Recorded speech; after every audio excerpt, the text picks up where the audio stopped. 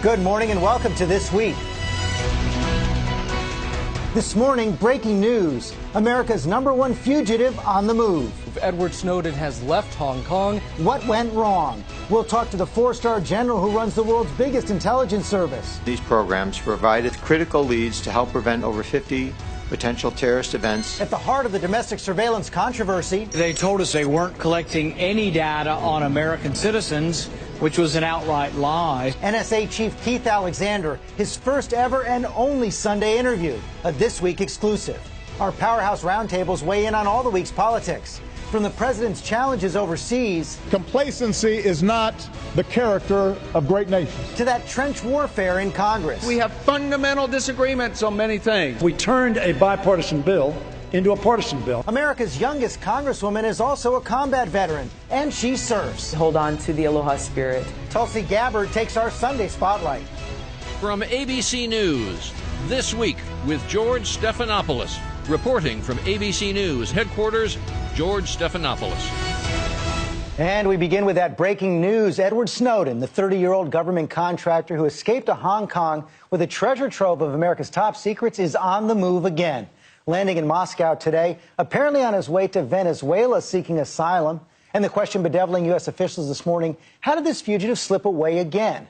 Let's get right to the latest with ABC's Chief Justice Correspondent Pierre Thomas. And Pierre, the U.S. is working with Hong Kong to bring Snowden to the United States. But the Hong Kong government said today that the U.S. request did not fully comply with Hong Kong law. What went wrong here? George, it's been a game of cat and mouse, and the U.S. government has lost this round. Just yesterday, a senior law enforcement official told me the U.S. government was expecting a lengthy extradition process. In short, they were anticipating a lot of back and forth with Hong Kong authorities before they got this resolved. Clearly, Snowden took full advantage of this fact that the wheels of justice often turn slow. He got the heck out of there because there was nothing to hold him. This was not a faulty request from the U.S. government? Well, they're claiming that it's not, that these processes take a long time and that there's back and forth. And again, while they're trying to resolve this, there was nothing to hold Snowden. So is there anything the United States can do to stop Snowden now while he's in Moscow if he's waiting for this flight to Venezuela?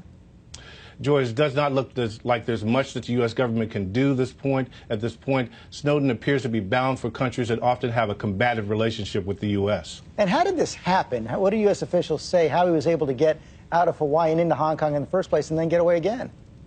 Well, you know, a big issue here is the fact that when the information was taken, allegedly taken by Snowden, there was no blinking flag to let the U.S. government know that the information was taken. So he was able to move freely before they fully knew what had happened. Finally, it appears here that he is being accompanied by a representative of WikiLeaks. They appear to be doing everything they can to help get him to what they consider safety. Well, based on statements from WikiLeaks officials today, they helped Snowden leave Hong Kong and may be traveling with him.